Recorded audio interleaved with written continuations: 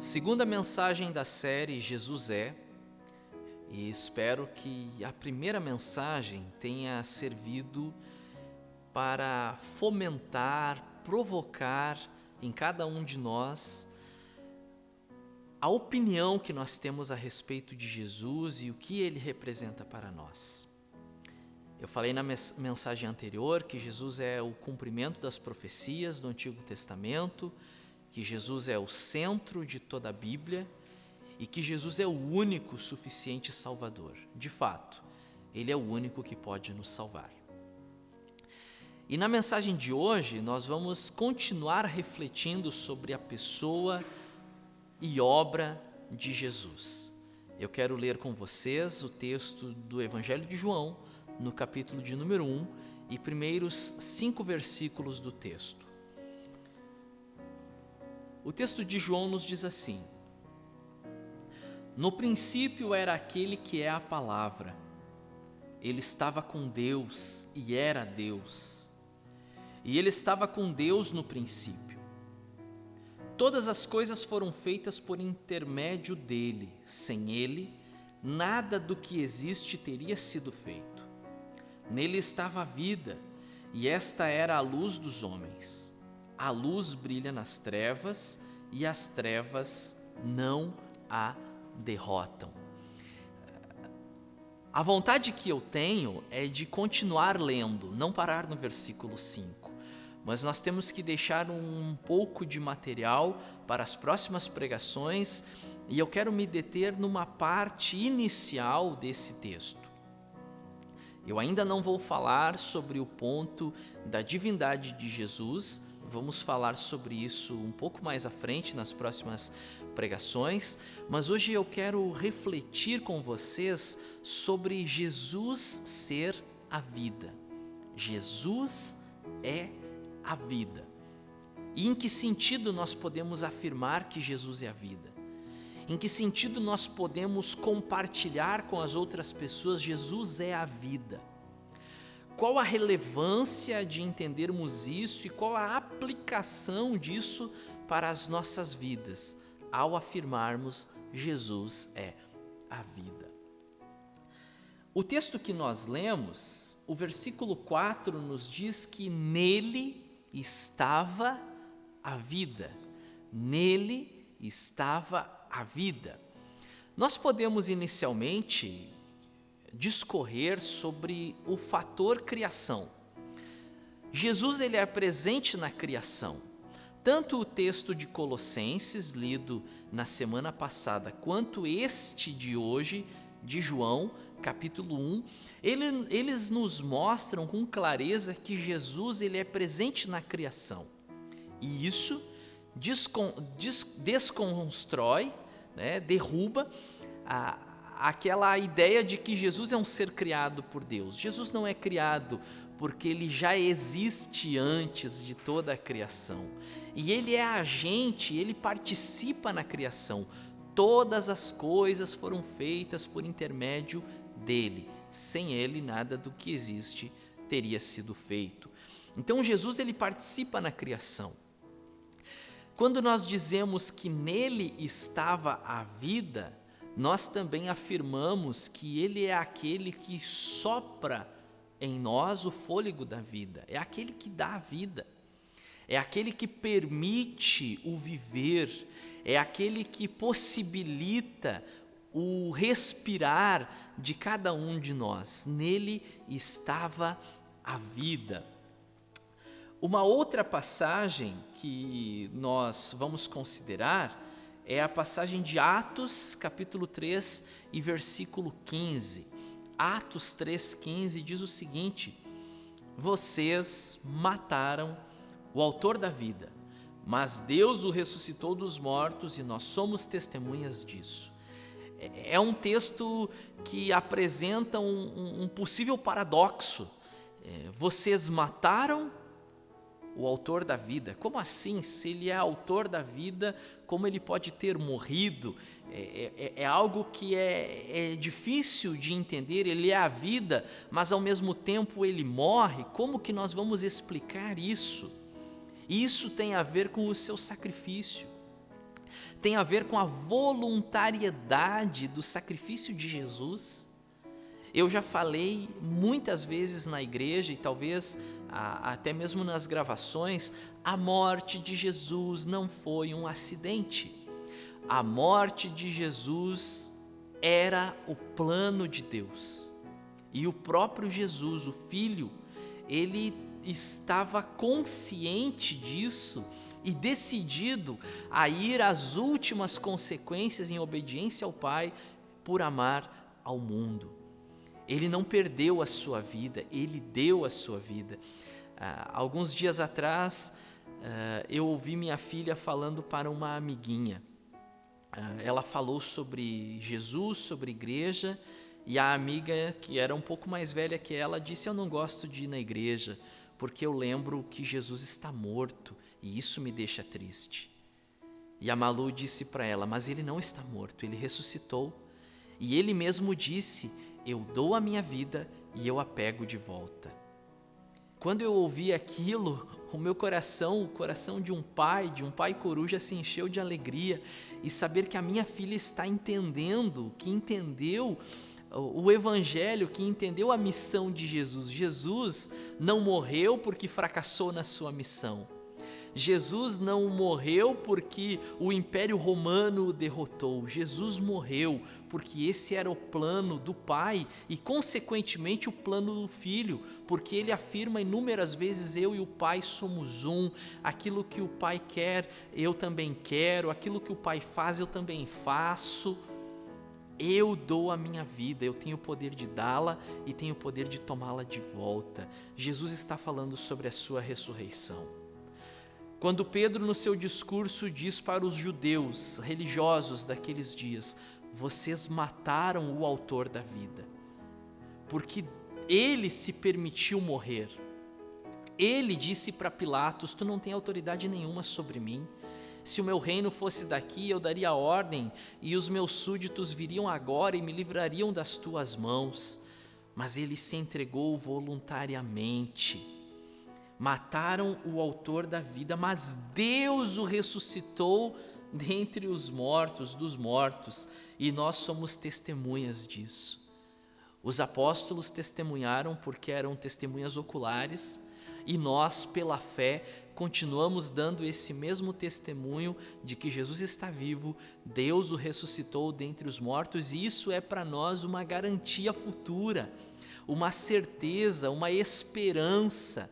Se Cristo ressuscitou, com Ele nós também ressuscitaremos.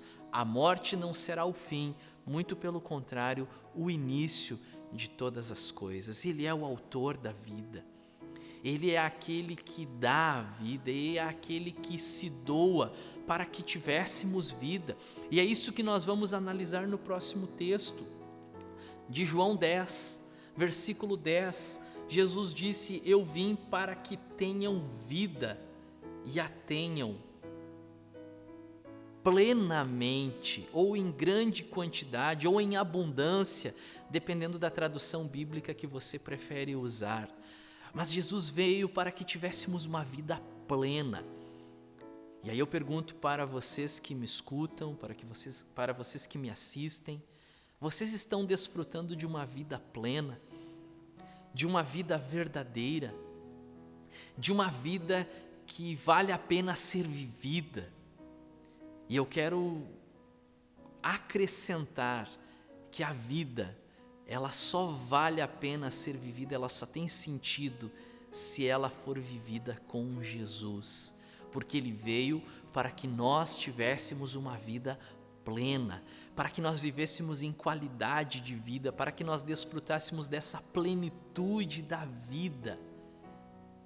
Ele é a própria vida. O primeiro texto que nós lemos, a vida estava nele.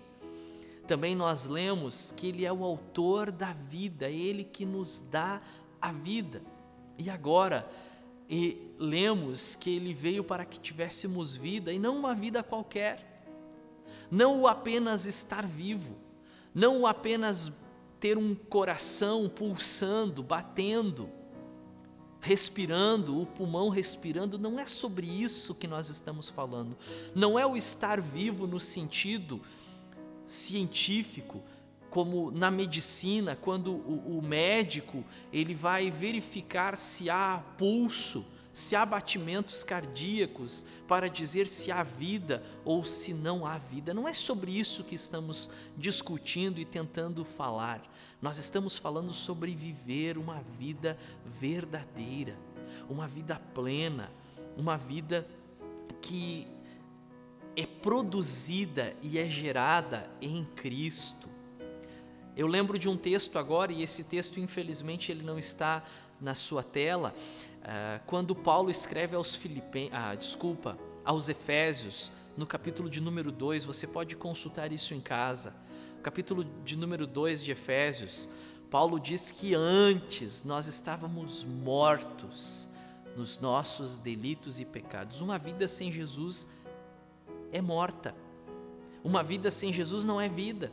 Nós estávamos mortos nos nossos delitos e pecados, escreveu Paulo, mas ele, falando de Deus, vos deu vida juntamente com Cristo.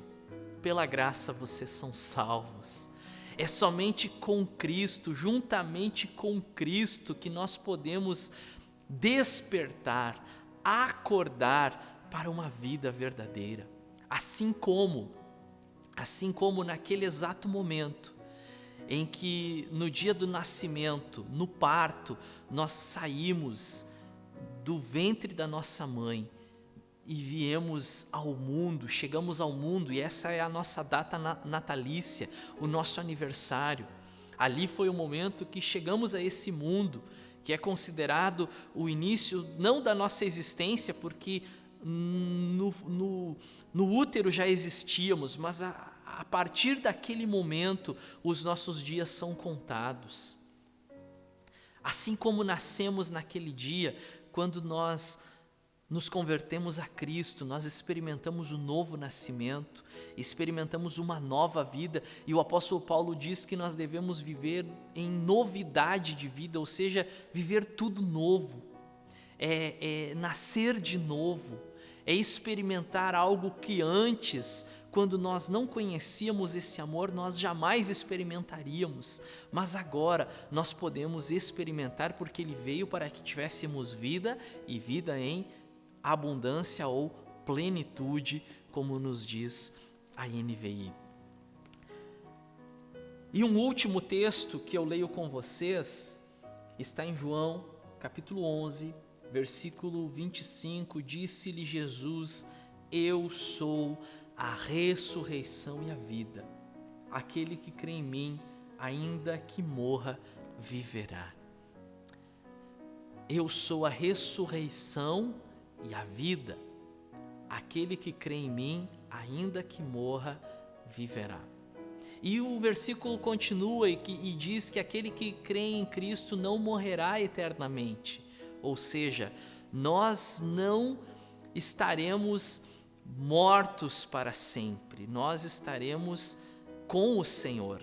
E esse evento é chamado de vida eterna.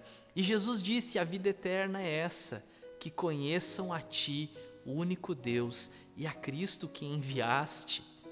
Ele é a nossa vida aqui e Ele é a nossa vida na eternidade. Nele nós temos essa vida.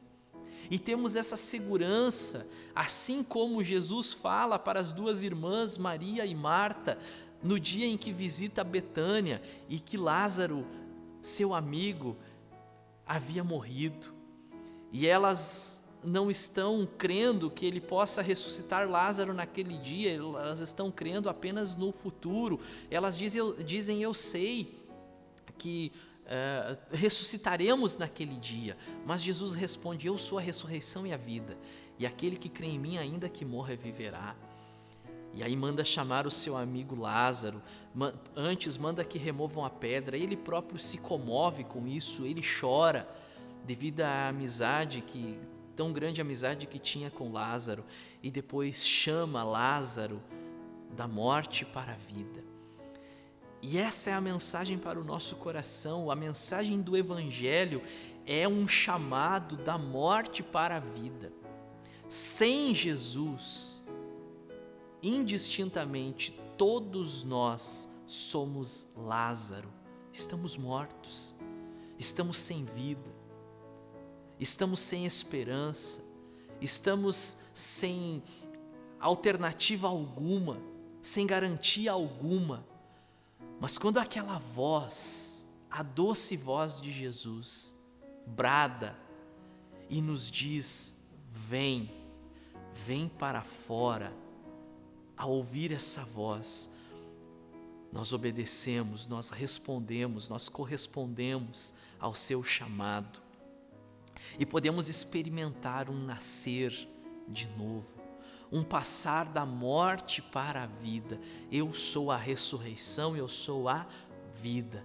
Aquele que crê em mim, ainda que morra, viverá. Jesus é a vida. O que Jesus é para você? O que Ele representa na tua vida? Você que me assiste, você que me ouve, eu quero que você reflita sobre isso. Quem é Jesus? É um homem bom? É uma pessoa incrível que marcou o calendário? Temos os anos contados a partir do seu nascimento? O que Jesus é? Alguém que veio ensinar preceitos éticos, falar sobre o amor? Existem tantas teorias a respeito de Jesus, mas eu quero insistir nessa frase, ou pelo menos no início da frase: Jesus é. E aí, à medida que formos refletindo, nós vamos completando essa frase. Jesus é a vida. E Ele mesmo disse: eu sou a ressurreição e a vida. Aquele que crê em mim, ainda que morra, viverá. Não deixe de assistir às nossas mensagens nessa série, não deixe de compartilhar com seus amigos. Aproveita, compartilha esse link, compartilha essa mensagem nas suas redes sociais para que outras pessoas também possam ouvir a respeito de Jesus, para que outras pessoas tenham a oportunidade de saber quem Ele é. As pessoas aprenderam errado.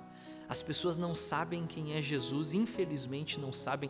Muitas vezes dentro das igrejas as pessoas estão ali enchendo os templos, mas elas não sabem quem é Jesus.